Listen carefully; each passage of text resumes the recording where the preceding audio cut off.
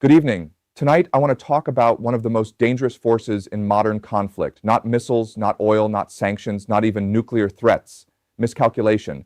Because wars are often sold to the public as clear, rational, controlled events. Leaders stand behind microphones and speak as if the map is stable, the objectives are precise, and the consequences are manageable. They speak in the language of confidence. They speak in the language of order. They speak as if escalation is a staircase they can climb one step at a time, carefully, deliberately, always knowing exactly where the next step leads. But real history is much uglier than that. Again and again, powerful governments walk into conflict not because they fully understand the battlefield, but because they think they do. They convince themselves that the enemy will react in predictable ways, that allies will stay disciplined, that markets will absorb the shock, that public opinion will remain obedient, and that pressure will produce submission rather than adaptation. That is where the danger begins, because the most catastrophic wars are often not born from strength alone, they are born from false certainty. And this scenario begins with a simple but brutal premise. A superpower enters a crisis believing it still understands the world better than everyone else. It believes its intelligence is sharper, its military options are broader, its technological edge is decisive, its diplomatic leverage is unmatched, its information systems are strong enough to shape the narrative before the first strike even lands. And because it believes all of that, it stops asking the questions that matter most. What if the enemy has changed? What if the region is more unstable than the models admit? What if the public has less patience than the talking heads assume? What if allies support the rhetoric but fear the consequences? What if the first act of force does not end the crisis but detonates a larger one? That is the trap of miscalculation, not ignorance in the simple sense, not stupidity, something worse, elite overconfidence, the kind of overconfidence that grows inside powerful systems when too many people are rewarded for sounding certain and too few are rewarded for being correct. That is how strategic blindness forms. The generals say the strike package is sufficient. The intelligence class says the adversary is vulnerable. The political class says credibility is on the line. The media class says hesitation looks weak. The financial class says the disruption will be temporary. And together they build a closed circle of reassurance. Inside that circle, every warning sounds exaggerated. Every caution sounds timid. Every objection sounds disloyal. Every uncertainty gets pushed aside because uncertainty is politically inconvenient. So the state moves forward, not because it has solved the problem, but because it has built an internal culture that treats doubt as weakness. And that is the first great error, because war does not punish doubt the way politics does. War punishes illusion. A government can survive months of bad messaging. It can survive embarrassment. It can survive outrage, but it cannot easily survive a strategy built on assumptions that collapse in contact with reality. And that collapse often begins immediately. The enemy does not respond the way planners expected. Command structures do not break on schedule. Retaliation comes from directions nobody wanted to discuss. Regional actors begin freelancing. Shipping lanes tighten. Insurance costs rise. Energy markets react.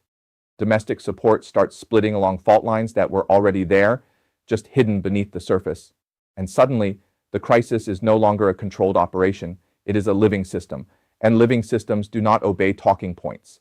This is where powerful states become dangerous not just to others, but to themselves. Because once the first miscalculation is made, leadership faces a humiliating choice.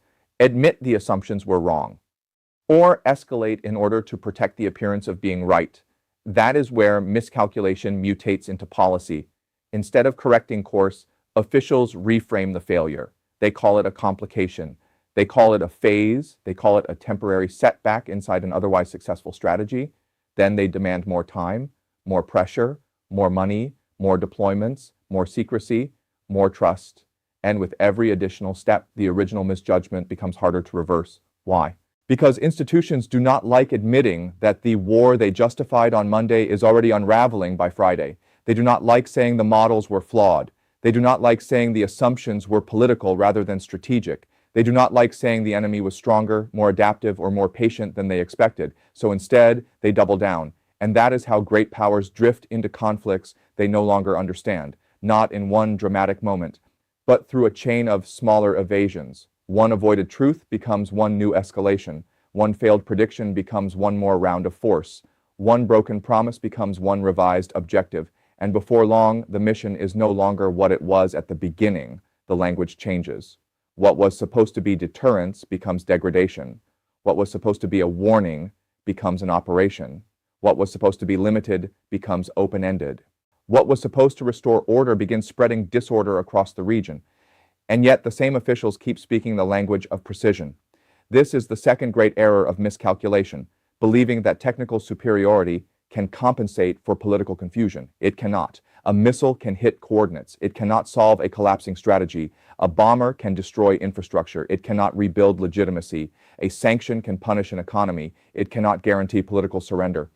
And a press conference can delay public anger. It cannot erase the fact that reality is moving faster than the script.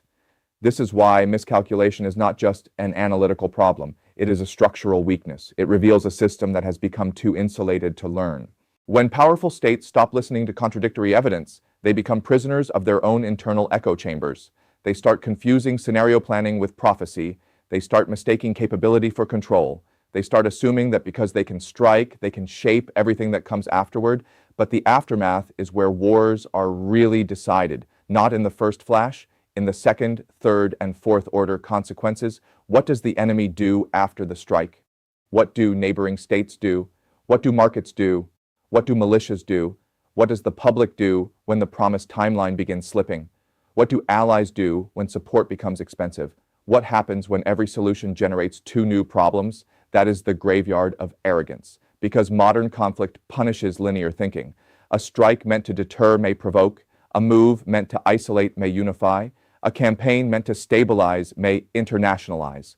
A show of force meant to project confidence may reveal fear behind the spectacle, and once that process begins, the stronger side faces a hidden asymmetry. The weaker side may not need perfect clarity. It only needs to survive the stronger side's mistakes. That is a devastating advantage, because weaker states, irregular actors, and embattled regional powers often understand something empires forget. They do not need to win cleanly. They only need to make the stronger power pay for every wrong assumption. Every day the conflict continues becomes evidence. Evidence that the battlefield was misunderstood. Evidence that the enemy was misread. Evidence that escalation did not simplify reality, but complicated it. And with each passing week, the cost shifts. Not just military cost, political cost, economic cost, narrative cost, institutional cost. The public starts noticing that the people who promise control now speak in vaguer language. The media starts recycling words like fluid, complex, and evolving. Allies begin stressing restraint in private while repeating solidarity in public. Markets begin pricing in instability rather than resolution. The enemy, meanwhile, starts understanding the rhythm of the stronger side's panic. That is when miscalculation becomes visible. And visibility is dangerous. Because once a public senses that leadership is improvising inside a conflict it once described with total certainty, trust begins to rot. Not all at once, in stages. First, the public doubts the timeline, then it doubts the objective, then it doubts the necessity, and eventually it doubts the entire chain of judgment that led to the war in the first place. That is how strategic authority starts to collapse. And once authority collapses, the machinery of power becomes harder to use. Every new action is scrutinized more harshly. Every request for sacrifice sounds less convincing. Every escalation looks less like strength and more like a government trying to outrun its own earlier mistakes. This is the final danger in the scenario. Miscalculation does not remain contained. It spreads. It spreads through institutions, through alliances, through supply chains, through domestic politics, through public psychology, and eventually the war stops being a test of whether the stronger side can dominate the enemy. It becomes a test of whether the stronger side can survive the consequences of having misunderstood the war from the beginning. That is a far more humiliating battle because it means the greatest threat was never only the adversary across the border, it was the blindness inside the system. The inability to say, we do not know enough, we are not in control of every variable. We may be triggering forces we cannot easily stop. Great powers hate that language. They think it sounds weak. But in reality, it is the language of discipline. And when discipline disappears, miscalculation fills the vacuum. So the warning in this scenario is brutal and simple. The most dangerous moment in any conflict is not always the first strike. It is the moment a powerful state realizes too late that it began the escalation with a script that no longer matches reality. At that point, every choice gets worse. Backing down looks humiliating, pushing forward looks reckless, reframing the mission looks dishonest, and pretending nothing has changed only accelerates the collapse of credibility. That is how wars expand beyond intention. That is how leaders lose control without admitting it, And that is how great powers start conflicts they are no longer strategically capable of explaining, not because they lacked weapons, not because they lacked money, but because they lacked the one thing power makes hardest to preserve: intellectual honesty. And when honesty disappears, miscalculation stops being a risk. It becomes destiny.